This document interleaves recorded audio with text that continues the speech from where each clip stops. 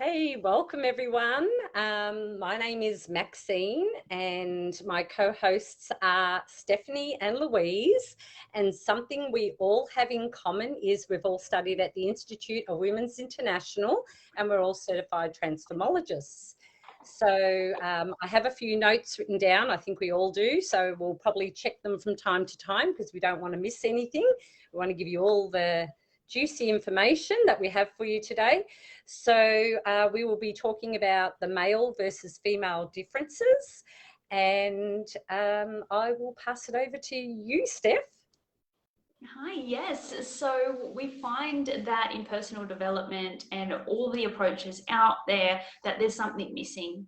And that's what we've found with why we've come to Transformology and actually were able to get the outcomes and the results we were looking for, because what it does is it works with the female mind, and our minds are so different to men's. Like, in a variety of ways, every single biological system is different in some way.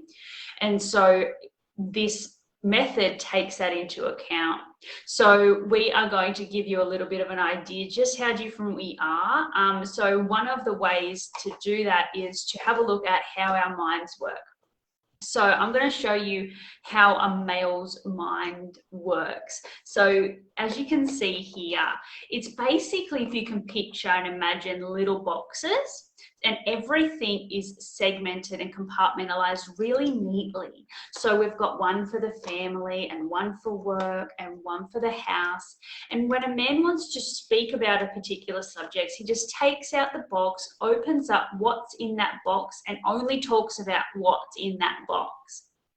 And then when he's done, he pops it away, being very careful not to touch any other boxes. So basically that sort of shows that they're very neat, they're very structured, they're very logical. And that's where you can see where, say a man goes to work, he's in work mode. And he comes home and he's in home mode. So when they say, oh, don't worry about that, or, that's, worry about that at work or whatever, they can actually do that quite easily. But when we hear that, for us, it's like, I can't really just separate the two. So I wanted to hand over now to Maxine and show why we can't find a way to separate, why our minds work differently and how it actually looks and feels as a woman. Maxine? So my little demonstration is a woman's brain looks something like this. So it's this tangled, jumbled mess. And because everything is connected to everything for women, so our car is connected to our job, and our job is connected to our finances, and our finances are connected to our partner and our kids are connected to our mother. So everything's connected to everything for a woman, and it just looks like a jumbled mess going on in your brain. So you can understand why women overthink. Now, overthinking is fine, but sometimes if we overthink too much, we can get overwhelmed. So, so women have a larger limbic system than men. So in our brains, we have this we have more emotional and behavioral response to things. So just as an example, with a mum with babies in the pram. So we have two babies and they're twins, and the mother is taking the children out for a walk. The mother is quite upset and she doesn't want to show the kids she's upset. So she just smiles down at the children and she just gives this fake little smile. And the baby boy twin looks up at mummy and he smiles, and he just smiles back because he sees mummy smiling. So he just naturally smiles back. Whereas the little girl, she picks up that the mum is not smiling with all her features, like her eyes and, her mouth's lifted, her eyes are raised, because women can pick up the finer details. So it's just a natural instinct, and also our brains are different to men. So it's a survival skill as well, so that like also when a baby cries and it's hungry or it's thirsty or it needs its nappy changed or it just wants to be hugged by mum, we have to have these differences in our brain to men so that we can nurture our children. So they're just like a few little things that I can think of. Also, there was the P ganglion retina cell, which is the one that I was talking about, the finer details that we pick up on. So I'm just going to hand over to Louise now so she can tell you a little bit more about the men. Thanks, Maxine. So I guess, have you ever asked a man, what is he thinking? And chances are he's thinking nothing, because he's got a nothing box, okay? I didn't understand this before. I think surely you're thinking about something, especially where there's so much going on. But the reality is it's nothing. He's in his nothing box, and it's proven. So when Stephanie had the compartment boxes where they didn't touch each other and they were all placed, those ones, there's one of those boxes in there that's the nothing box. So yeah, so that's a little bit different.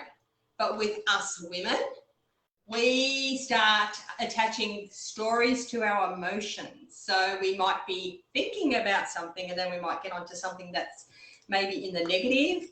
And then there's a story attachment to it. So then the little thing becomes much bigger thing because there's emotion, there's a story. And if we don't understand this and if we're not conscious of this, it's just reliving, and it burns into our memory. But if we understand that this is happening, the method that we use actually stops it. It stops it in its track. And then it's able to then not be an emotional story with all this stuff that really isn't true. So that's the difference, I think, when you look at the way that we've just explained the male mind and the female mind. So, yeah, so that I think also explains that there's an answer to all of this. There's an answer to how do I deal with this? Okay, it's all happening on this, I'm doing that. But you can come to us and we can explain further what you can do about it. So if you're interested, get in contact with us. It's just a chat. You just don't know what you don't know. And if there's help out there that can be so helpful in your life, we've got that method. You need to know about it. I think that explains it as far as I'm thinking. Have you got anything further? Just what you were saying, Louise, about how we make stories up, and I just recalled a little story that I heard once about, like when there was this story about the men. They were sitting in front of the television and they were watching the football and they were having a drink of beer, and one of the gentlemen turned to the other one and said, geez, it's really hot in here. And the other one agreed and said, yeah, it really is. And the woman in the room, which was a partner of one of them, actually got up off her chair and went and turned the air conditioning on. But while she was doing it, she was complaining in her head, like, bloody men, why don't they just get up and do it themselves? Why do they have to, And so she was making this story up in her head that they were actually telling her or hinting to her to go and put the air conditioning on, but they were just having a conversation. Exactly. And she made more of it than what was really going on there. And we tend to do this a lot as women, because we overthink. And I do this even with partners in texting. Sometimes they will tell me, wow, that was an essay, because I send such a detailed text because I want to get my point across, and their reply is yes or no. And I'm like, I just sent a 20 line text and you just give me a yes or a no, and it's like, he doesn't care about me. He doesn't care about what's going on. This is his answer. And the it's story, just, the story you've attached to your emotion. emotion. Exactly. Yeah. So That's right. we attach such a story to things when they just think really quite logical, and they just read our text and answer the answer, yes or no. We also, to add to that, is we attach meaning, and our own meaning is specific to us. So one action can cause a complete row of all of these different reactions in us. So as an example, very similar, Maxine, say a woman had asked her partner to wash up. She'd had a huge day, there was a few dishes left on the sink, and she was going to bed a bit early, and she just said, look, if you could wash up, that would be great. She gets up in the morning, the washing up's not done. What do you think that she'd be thinking and feeling at that time? What things do you think would be going through her head? She'd probably be thinking things like, does this all the time? This is, you know, he doesn't care about me. He doesn't listen to me. He doesn't love me. I mustn't be important. You know, oh, why am I even in this relationship? All because there's dishes on the counter. Those sorts of things, as our minds run away and attach meaning to things. A man could just be like, I'm tired. I was tired. I wanted to get a bit of sleep. That to him doesn't mean that. So us also understanding that helps us to be able to understand how they work, to be able to, if something's really important to us, to say, look, if you washed up, it would show me just how much I mean to you. It would show me just how much you love me, because I really feel appreciated when you listen and you do those things. That would come across so much better than, you know, basically almost planting little traps for them to walk into. Yeah, because it's better communication, because we're just assuming that they know what's going on in our mind. When nothing is going on in theirs. Exactly. And then we get angry and they're like, what are you angry about? This is why when we work on ourselves, we're working on so many relationships in our lives. It betters our relationship with understanding, because then when we understand, our mind isn't full of just stories. We understand how we function. We're more tolerant, and also people around us really love having us around because we're more aware, I think. So that's and we're not overreacting, you know. Sometimes we do overreact, you know, and I think everyone benefits from us working on ourselves. I noticed even when I did Creatrix and I worked on myself, there was a ripple effect. So from me doing it, then my daughter also saw the changes in me. So therefore, then she went on to wanting Creatrix. Then the changes in her and myself, my son had seen this, and he had started changing his relationship with us and became close to us and communicated more with us because we could understand him more. And then also my ex-husband, I found I communicated with him better, which meant everyone was happy, because then my children or adult children don't have to feel that mum and dad don't get along, even though they don't live together anymore, but they can get along and they can talk, you know, and communicate properly, and everyone's happier that way. And they don't have to carry the guilt of taking sides, you know, being on mum's side or dad's side, you know. So you're taking that pressure off everybody. So yeah, it actually ripple effects even further out. I've noticed it even went out, extended out to my mum and my sister, and you know, and they haven't even done Creatrix, but the changes that they've seen in me, then it changes the way they behave with me and talk to me. So it's just amazing. Very good. It is amazing. It is amazing. It is a ripple effect, and that's the best way that you've just described. It does change the way you live from day to day. The tension isn't there. and it's a better vibration. So yeah, it's all positive. So if So anybody, yeah. I was Go going to ahead, say, have you seen what were some of the changes that you'd seen in your family after you had worked on yourself?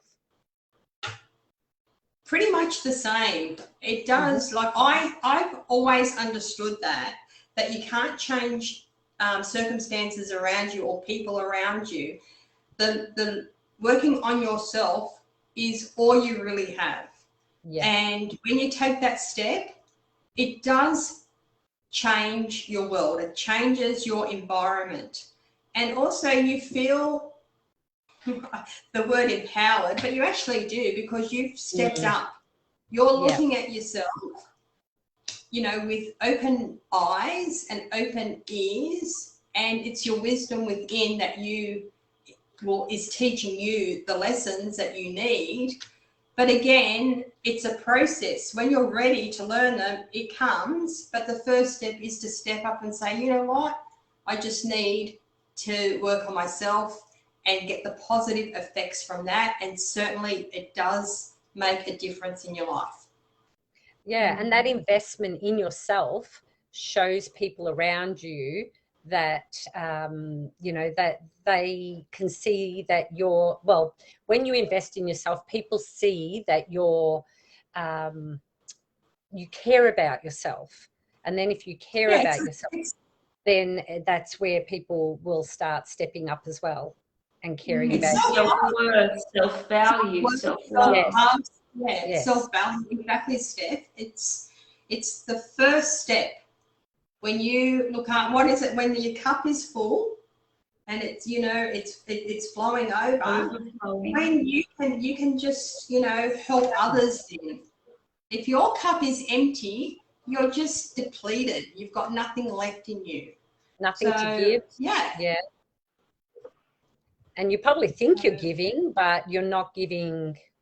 It's almost like when you're giving and you're tired, and it shows. Your children see that because they feel like you don't want to do anything because you're like, you know, oh, I have to take you to your friend's house. Oh, you know, so it's almost like just what comes out makes them feel. It's survival.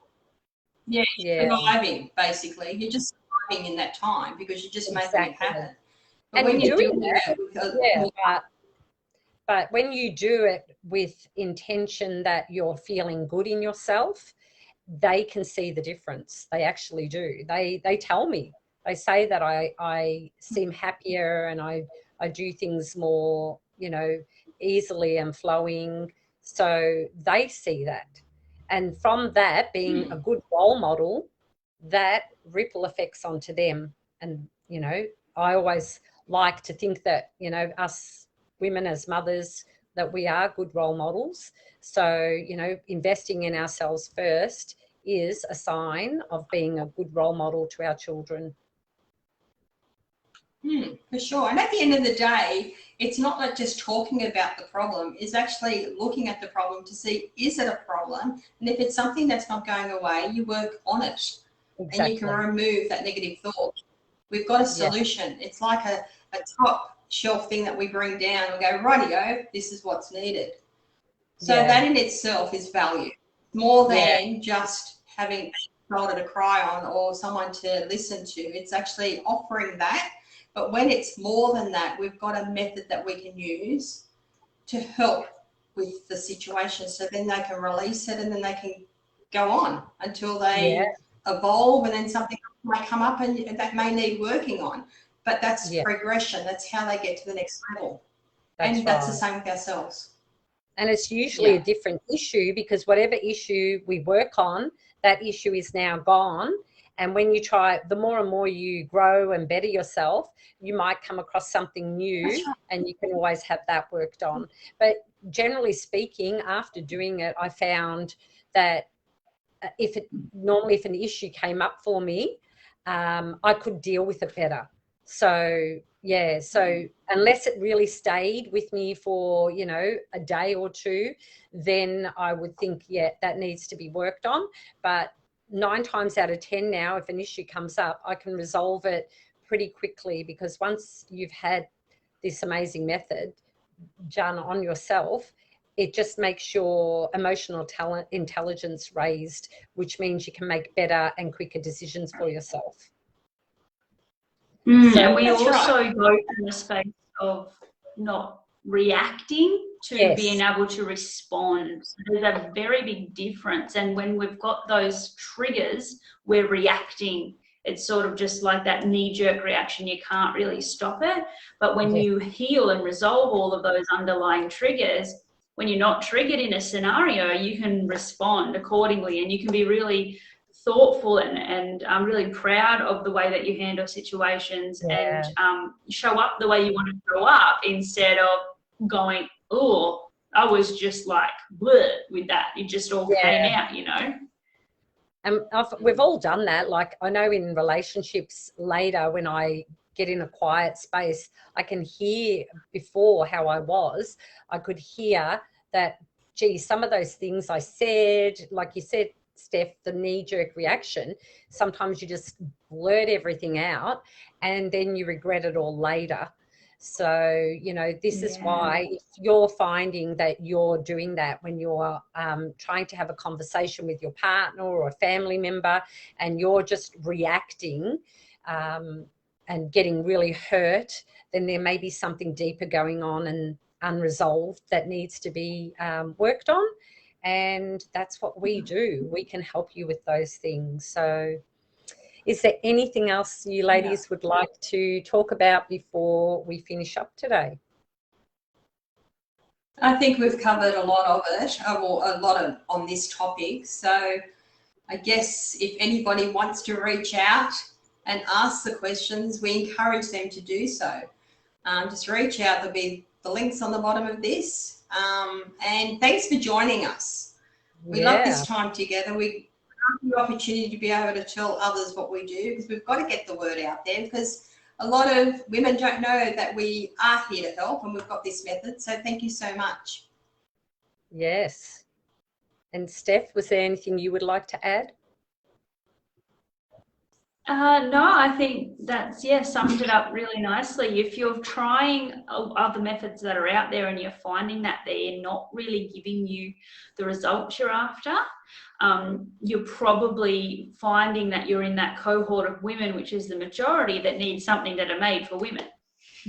So if you're looking for that and you want an actual answer and solution, have a look, reach out to any of us. We'd be happy to have a chat with you about what we can actually offer you, that solution that's made for women. Thank you, Steph. Thank you, Louise. And thank you to everyone from the community for watching. We also have last week's, if you want to go back and watch that, same time on the Thursday night last week. And we will also be back next week at the same time. And I think next week's one will be on epigenetics. So that will be a really interesting one too.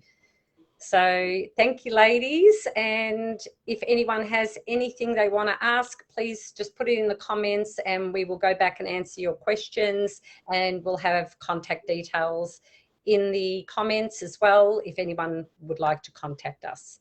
So that's it for now. Thank you. And bye, everybody. Thank you. Bye. Bye.